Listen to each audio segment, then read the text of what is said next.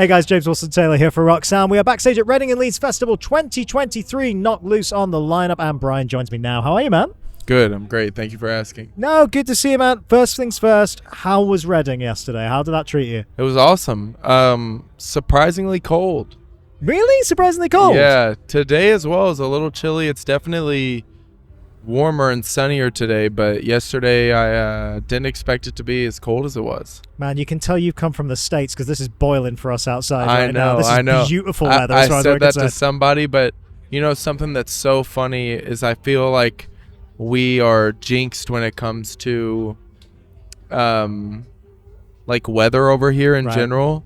So last year we did like a bunch of the festivals in the summer, and when we showed up day one, the vehicle that we had rented was kind of like a little like mini nightliner, like camper type thing. Right, okay. And it had no AC. So we were like, whatever, like it is what it is. At least there's bunks in it. So day two was Hellfest in France, and it was like 106 degrees outside. So inside our vehicle, it was probably 115, like so hot. So this summer we were like, we specifically were like, we gotta like invest a little, you know, like let's try to make it a little bit more comfortable for ourselves. So we splurged and we got a bus for the first time ever. Very nice. And we show up and it's cold. What are you gonna do? We have AC, but it's cold. And then no joke, we played Summer Breeze, and it was the first hot day of the entire tour, and our AC broke because it was going too hard.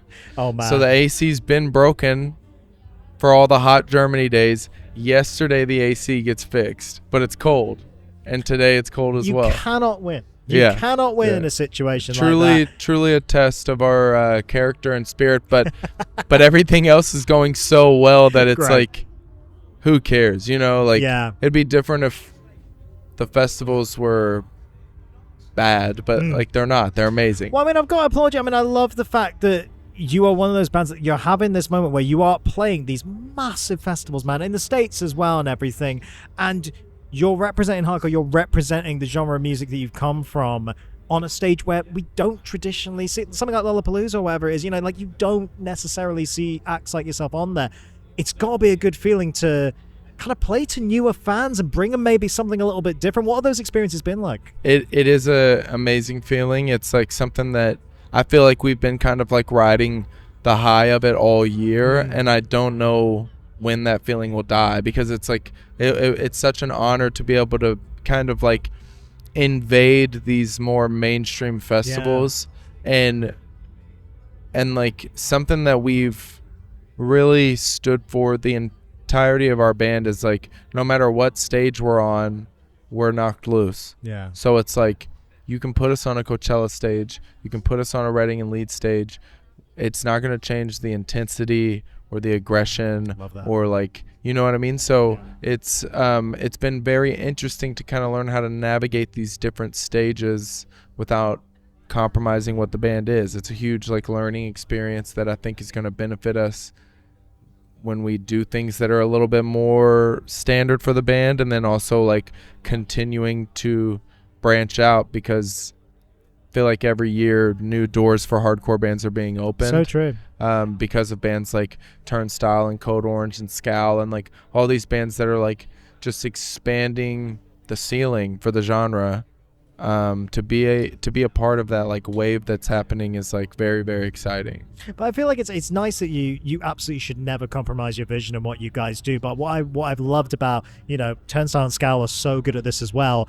It's making it clear that, you know, everyone's kind of welcome here. Like, if you feel like you might be into this, there's a spot for you here. You shouldn't be intimidated in that way. You can come in, you can see what this is all about. Very much so. I think that there's like a little bit of something for everybody, you know, and like we may be the more polarizing option. I do think that there's like a bit more intensity than like a Turnstile set.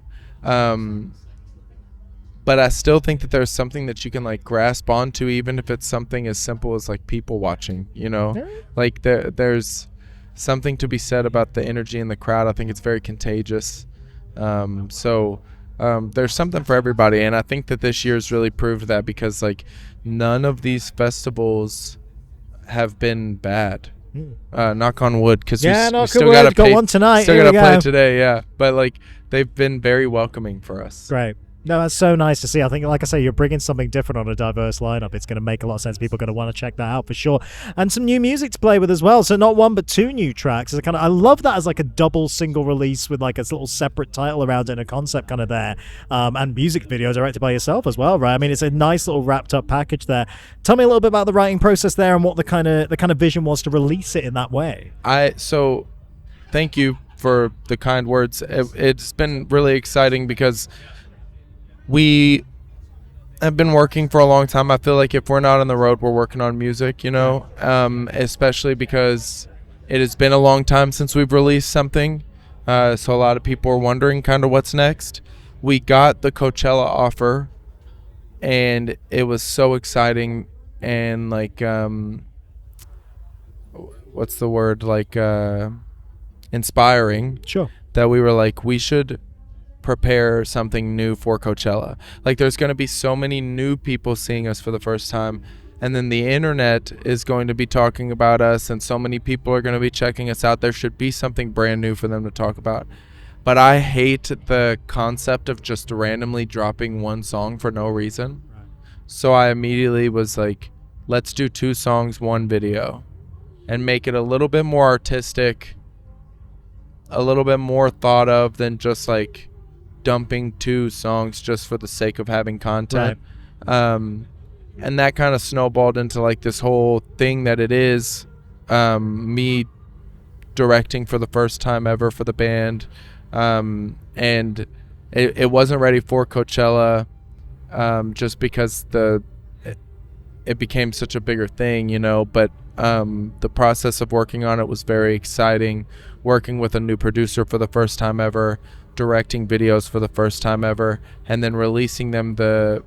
We kind of still had that, like, those eyes on us from Coachella. Yeah. And we were still in the midst of Bonnaroo and Lolla and Reading and Leeds, and like, so it still kind of worked in the grand scheme of things, but the main goal was to just have like new content for all the new people that would be checking us out. Yeah, of course. I mean, you're absolutely right. You took your moment at Coachella and absolutely owned it. So yeah, it didn't matter in a way that it wasn't quite ready, because I think you're absolutely right. You turned some heads there, and it feels like they've kind of stuck with you a little bit, which has got to be nice. Yeah, definitely. Yeah, definitely a really, really nice feeling. How much kind of new music are we playing with then? Is there more stuff in the locker? What are we kind of thinking on terms of that? I will say that every time I do an interview, it's important for me not to give the same answer twice.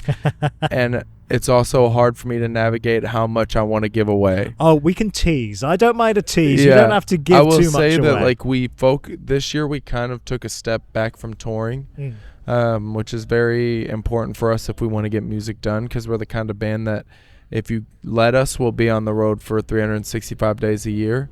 So we all agreed to kind of let that take a back seat and focus on these like one-off like festivals, so that we can use the downtime to really focus on music. And I will say that there is a lot of music. Right. Now it's a matter of getting it ready.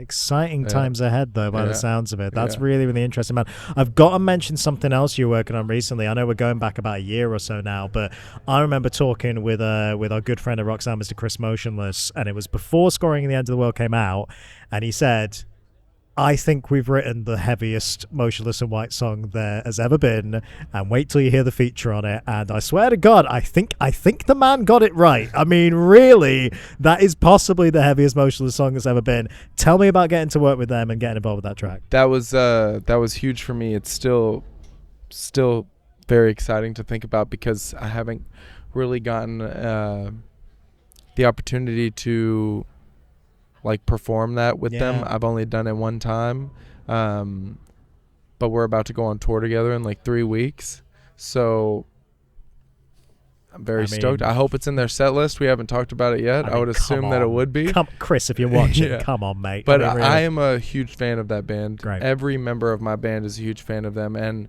I've said this before, but everybody in my band is so different individually that we don't really cross paths when it comes to bands that we like too often. There's like a small handful of bands that we all like together. Like Gojira is one of them, Meshuggah is one of them, Motionless in White is one of them as well. And it's always kind of been that way.